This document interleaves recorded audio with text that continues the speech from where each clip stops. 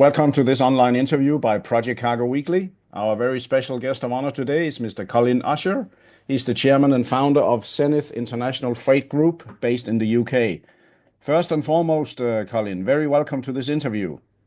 Thank you very much indeed, Bo. I'm looking forward to it, and thank you for inviting me to take part. Most welcome. It's also good to have you here. I always let my accused or my interviewees elaborate a little bit on how did they end up in the hot seat they're sitting in. How come you are in logistics and not in construction or in parliament, or how come you're in logistics, Colin? Well, life is like sliding doors, isn't it? And I asked myself that. I've been in logistics now for too long, 48 years, I think it is. And I always ask Wow. myself that question, how did I get involved in this business? And it's quite simple, really. So when I was around 18, I was loafing around at home, thinking about my motorbike and other things. And my dad had other ideas, and he said, perhaps you should get a job. So I said, okay, well, maybe I should. So he actually introduced me to a guy called Harry Poynter, who ran a company called Transflash McGregor, who were a European freight forwarder at that time. And I Mhm. basically walked through the door at the age of 18, and a light bulb went on in my head, and I thought, wow, this is pretty interesting. Yeah. So I stuck around. Started off like most people in business, in the logistics business, when they start at the bottom, doing customs entries, not really understanding the process. Mhm. Spent 5 or 6 years at this particular business, doing various tasks, Mhm. mostly European freight, but they had a department that they called the deep sea department, Oh which yeah. I was always very curious about. And everything that the European guys didn't do landed within that department. And I found myself getting more and more immersed in that, Right. which going back into the 80s, we had some regular shipments on the backhaul liner service, which was a barge Oh yeah. service and liner vessels into Africa, Yes. moving steel bars, etc. And it progressed for me to make site visits and get involved in early projects, I would guess, within that business. And that always kind of, although I did everything else, European freight, deep sea, air freight, sales, Mhm. this side of the business really quite interested me. Okay. So that's in short, that's kind of how I got involved, and Thank then you. it developed from there, really. Okay, it's quite an impressive career, Colin. I mean, you've seen some dirt there over the years. I mean, and backhoe liner, I recall that many years ago. We're really talking, let's say, the old days now, because I don't think I don't well, with due respect, I mean, it's nobody would remember them nowadays, I think. Absolutely.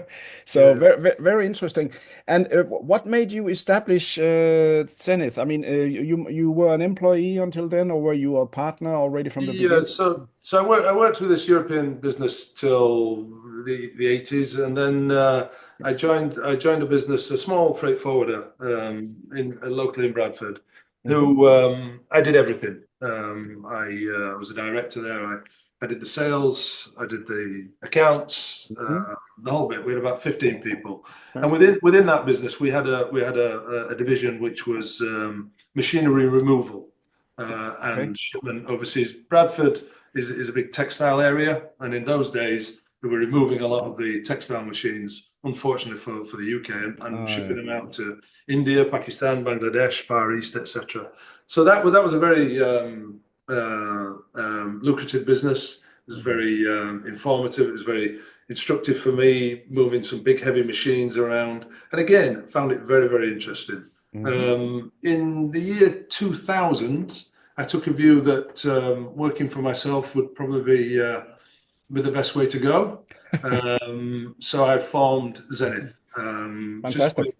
with four of us joined. We were three Hmm. partners, All right. and we developed our business between 2000 and 2019, well, up Hmm.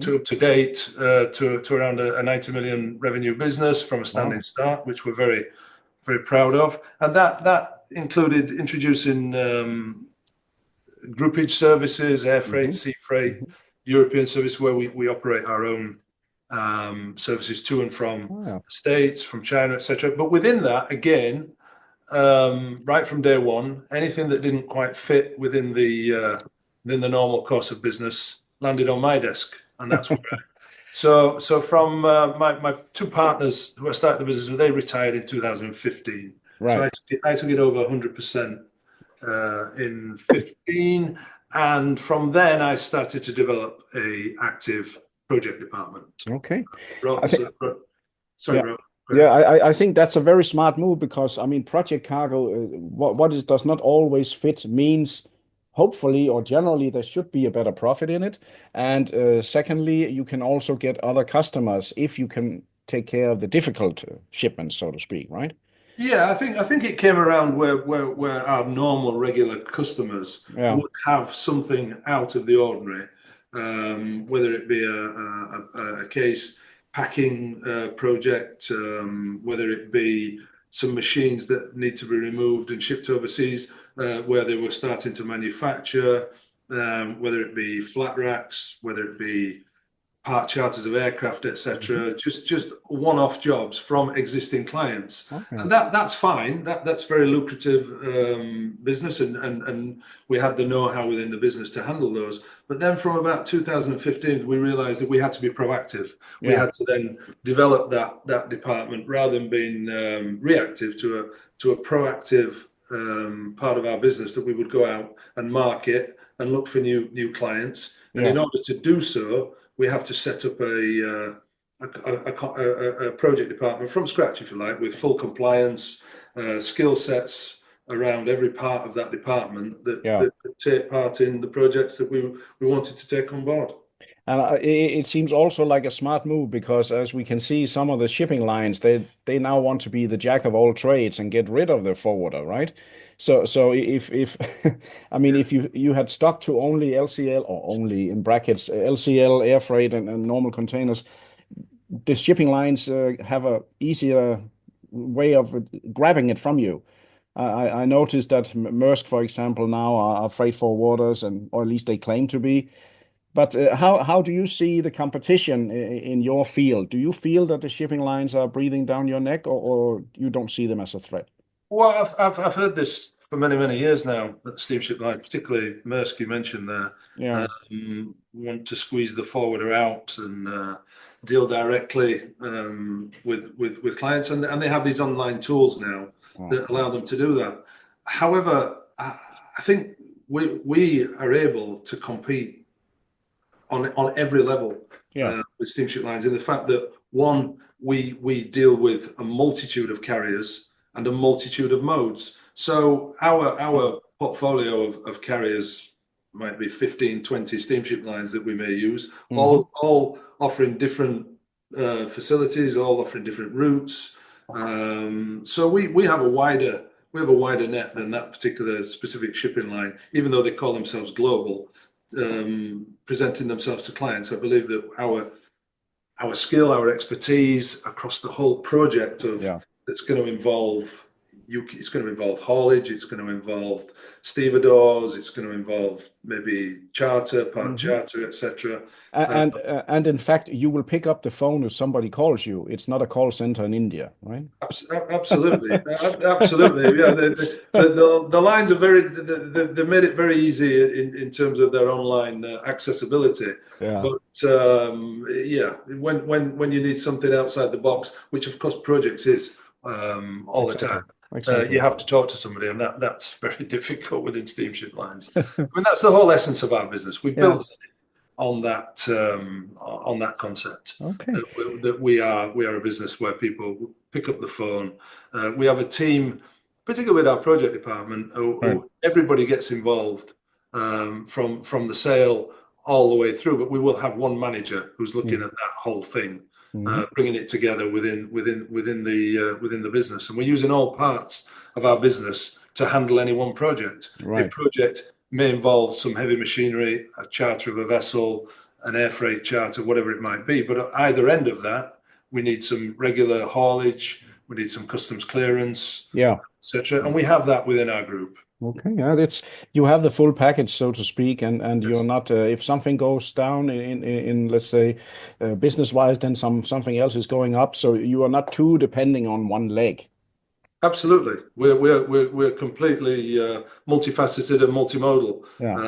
We can handle a small courier shipment through to, a 300-ton machine coming Yeah. out the middle of China, Yeah. which I don't think many steamship lines could Def claim.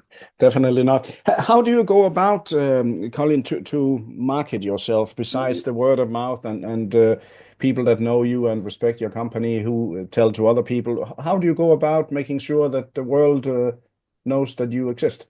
That's an interesting an interesting question. Um, over many on many levels we do that. We do that now. We do it through social media, through Hmm. LinkedIn. Yeah. We post our details of projects that we've handled, which obviously gives us credibility and credence of what we've done. People see that, they're aware of that. Hmm. We actively have a sales department now. We brought in a couple of guys who are active on sales on projects only, who have worked in the business for many years. Hmm. They have contacts within corporate businesses. They'll go and sell our services, explain what we can do, and then we receive RFQs like everybody else. Yeah. We put our case within that RFQ and we win Yeah. quite a bit of that business.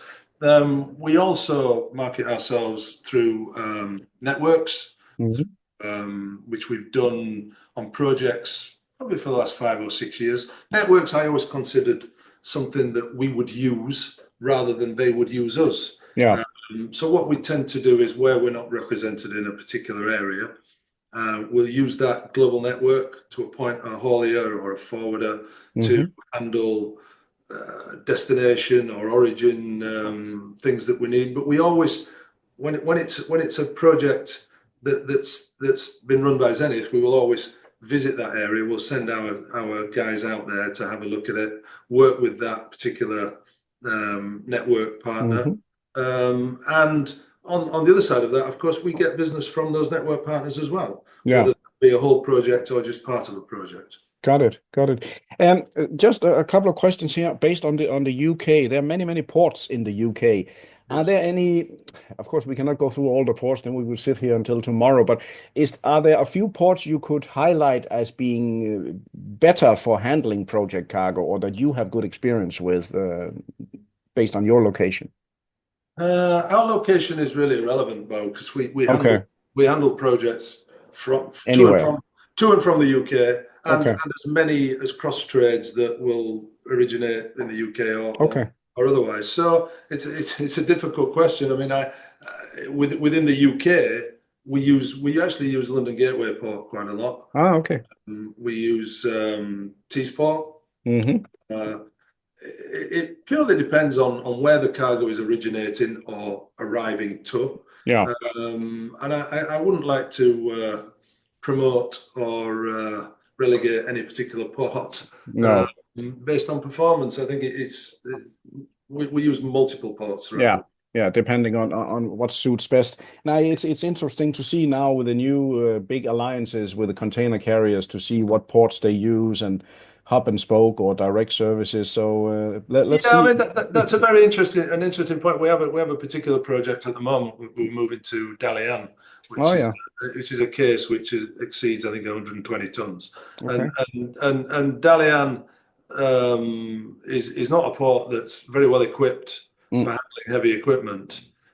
So we're actually using a liner vessel into Tianjin, Xinjiang, oh and yeah, then we're trucking that case from Tianjin Xinjiang direct to the importer in Dalian. oh So yeah, that's kind of it's a good example of the creativity yeah, uh, that we have, and we can use particular ports, rather than charter a vessel that's going to cost a lot of money and take that thing yeah. directly into Dalian where they have where it have to be delivered and customs cleared from there. We can actually use a liner vessel into another port and truck it. No, that's actually a very smart move, and of course the direct line is not always the best line, as long as you have a good control in Xinjiang, of course. Absolutely, which we Yeah, do through the networks again. yes, yes, excellent. So remind me again, your head count right now, Colin, how many people you said you have? Well, we have three offices in the UK. We have our head Okay. office here in Bradford, where we have 40, I think 40 to 45 staff. Yeah. We're just building up actually through our customs clearance department because we've taken on a large global account within customs clearance. So Okay. we have 40 to 45 in Bradford. We have an office in London, mainly dealing with the air freight, where we Yeah. have 20 people, and then we have an office in northeast London, where we have another 20 people doing general Okay. forwarding and handling a niche product of export of recycled metals. Okay. So we're very about 80 to 85 people at the moment. So definitely strong management and strong leaders at certain positions. I mean, 90, I mean, the amount of people you have, you also need to generate a certain income, right? So, Absolutely, we do, but it works very well because, as I said, we're multimodal. We have various products within the business. yeah. Our sea freight groupage is a very good product for us. We do a lot Okay. of consolidation to the USA, etc.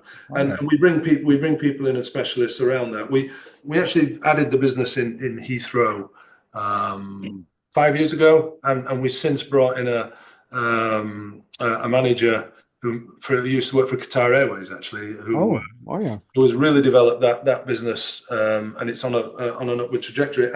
And talking about specifically about projects, we've been able to use his skill set to charter a couple of 747s a couple of years Wow. ago that we did into the States. And just by adding that experience with those people, we can take on those jobs. Yeah. So you definitely have enough references to keep it going and to impress whoever are new customers to try out your services for sure. Absolutely. But my question, Colin, how do you foresee 2025? I mean, we have the Red Sea crisis, we have Trump coming back, we have Putin staying where he is. How do you view business from a UK standpoint? Yeah, I need a crystal ball. Yeah, I know, but These days, I think we rather than do that, we just can continue to focus yeah, on our clients and what they're after, what they need. yeah, We market ourselves, as I've said, through the networks, etc., and we just deal with things as they arise. yeah. We had a lot of business actually into the Ukraine Oh, uh, yeah. before the Russian invasion some Okay. time ago, Interesting. and that business has gone because they're focused elsewhere and they're not Of importing. course. But we now have started to move a lot of business that we moved into the Ukraine into Poland, and the Ukraine importers are picking them up themselves because Ah, yeah, yeah. Right. life goes on. Yes, of course. No, no. It's We don't have access to the east of Ukraine, unfortunately. So very, we bring the cargo to Poland, and they collect it from there. yeah, So we just we'll go with the flow. We'll see how things yeah. develop, and I'm sure with Mr. Trump coming into power in the new year, that'll be more interesting again. See what happens. Yeah, definitely. No, I do see you have all the solutions in hand, and you are pragmatic. You can think out of the box, like you mentioned, going to Dalian via Tianjin instead of direct. I mean, not everyone would have thought of that. So it's very very interesting. I must say it's been very nice and interesting talking to you, Colin, because I think you belong to shall we say, mid-sized, a little bit larger, versatile freight forwarders that we all need. And listening to you, I feel very confident that the shipping lines will not be able to eradicate us. So Absolutely not, bro. No, but we're around for a few years yet, I'm sure. definitely, definitely. I wish to say, excuse me, I wish to say thank you very much, Colin, for this nice interview. Thank you very much indeed, Bo. It's been really nice to take part. Thanks again. Thank you. And to all our listeners, viewers, and readers from around the world, this was yet another great interview by Project Cargo Weekly. Our very special guest of honor today has been Mr. Colin Usher. He's the chairman and founder of Zenith Group based in the UK, a very strong and versatile and flexible project and general freight forwarder to whom you can certainly get in touch when you need any problem sorted. For me in Project Cargo Weekly, I'll leave you in peace. And until the next time, I bid you goodbye. Thank you.